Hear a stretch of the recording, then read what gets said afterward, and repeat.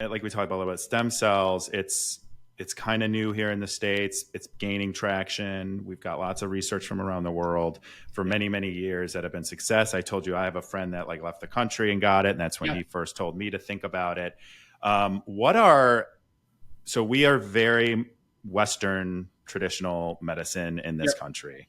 And Yep. so that is surgeries, that's hip replacements, that's knee replacements, that's medication, all of that stuff. What are some of the challenges of someone who's been dealing with chronic pain or an illness or arthritis in their hands? What are some of the challenges or changes if they wanted to change to a more holistic or regenerative approach as opposed to traditional Western medicine? Yeah. Keep asking till you find a doctor who's open-minded enough to discuss it. And the funny thing was, maybe 8 or 10 years ago, I would have been the guy saying, "Yeah, I just don't know enough. I'm not quite ready to discuss that as an option."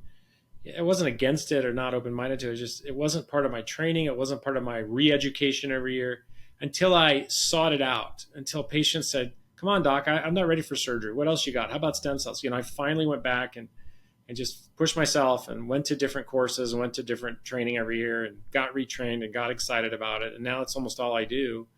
So you got to find it. You got to be inclined to look for it. You got to search it. It's here in the U.S. It's very hard to advertise, but it's here. We've been doing it for a while now, a number of years. So it's and by the way, the very low level of this is called PRP, or platelet-rich plasma, and that's almost ubiquitous. You can get that almost anywhere now. Yeah. And even though it's not approved by the FDA for claims, we do see that insurance companies, the bean counters, figured it out, and a lot of health insurances are starting to cover for PRP. I was actually going to ask, not specifically about PRP, but I didn't know that. But I was going to ask, what's the insurance's role in all of this? Because they tend to also be a little bit more on the traditional side of things, and obviously, I'm going to say too, not very well. Like I had to pay for my hip like $800 with some of the best insurance I can get. I still had to pay like $800 for that Yeah. MRI, so it's not even covering traditional that well. But are there limitations or opportunities? Maybe PRP is one of them, but with this type of regenerative care that you can get coverage from your insurance company or provider. It's coming. There are a couple of ways around that. It's not quite here yet. And listen, let's face it. Your insurance company doesn't care one iota about you being healthy. They just don't. They want to take in more money than they pay out, and they pay bonuses to their CEO in the $100 million range. So, and these companies make billions of dollars a year. Their vested interest is in profits to their shareholders. So let's not even pretend that they care. Secondly, if you have an HSA plan or FSA plan, you can use those funds. That means you have control of some of the healthcare dollars. Alternatively, if you have an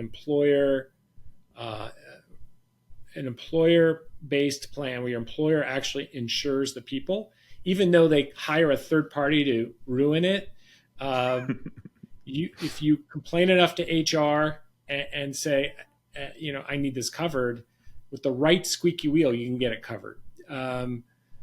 But you're going to have to work around the institutionalized, run-of-the-mill cookbook BS medical care that insurance companies are forcing down the throats of many doctors who have given up. They let the tail wag the dog, and they just apply treatment based on they know what can be covered, and that's distasteful. Yeah. I feel, as I said earlier, I went through a journey for probably 10 years now where I've just kind of looked into, trying to live a more holistic life, be more proactive instead of reactive, kind of unlearn some of the things that, society teaches you and forces you to do. In that time, I've found things, like chiropractic care, all sorts of stuff that I had no idea or believed was like quacks, right?